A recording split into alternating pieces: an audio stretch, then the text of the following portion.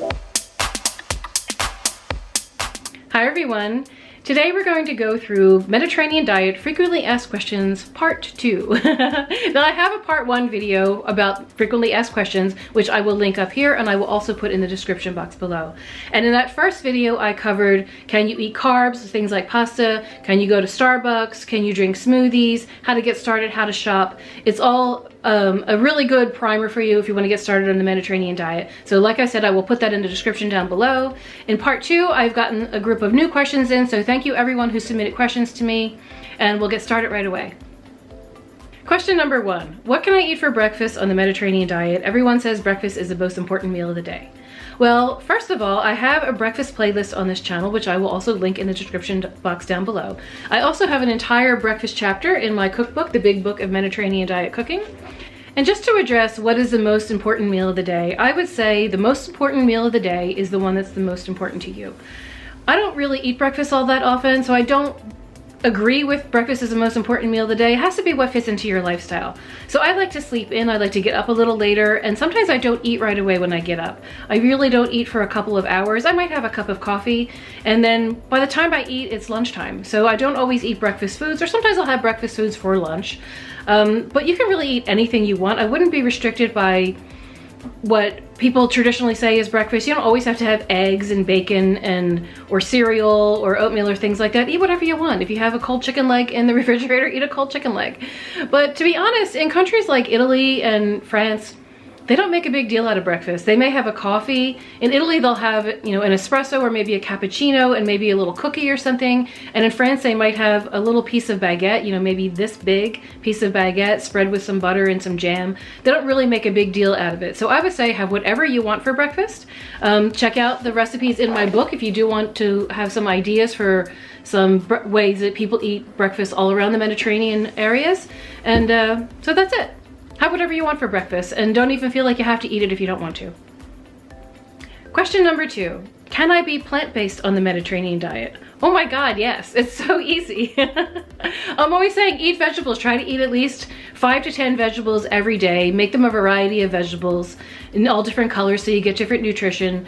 Just be careful of that you get a protein source. And if you are not eating meat products, sometimes you'll have a hard time getting vitamin B12. And maybe some vitamin D as well. So you might want to talk to your doctor about what supplements will be appropriate for you. But yes, it's very easy to be plant-based on the Mediterranean diet because you can eat all kinds of vegetables, fruits, whole grains, nuts, and seeds, and all the things that are good for you on a plant-based diet. So plant-based can mean vegetarian, it can mean vegan, or it can be somewhere in between. It's your interpretation of plant-based. Adding more plants into your diet is the healthiest way to eat. So some people ask me for question number 3, how much food should I actually eat in a day? It really depends on your body type and what your goals are. So if your goal is to lose weight, some people's goal is to gain weight or to gain muscle mass, or some people are tall, some people are short. It really depends. You have to work out how many calories are appropriate for you in one day. So I'm only 5'4", so I can't eat as much food in a day as someone who is 6'1", and I share most of my meals with someone who is 6'1". So he can eat a lot more food than I can. I once saw Nicole Kidman on a talk show.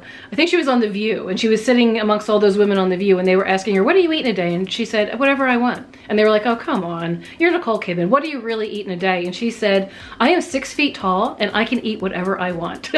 She tries to eat healthy, but she can eat as much food as she wants, because she has, if she's 6 feet tall and I am 5'4", she's 8 inches taller than me. So she has like 8 inches more of body mass that she can take in calories for.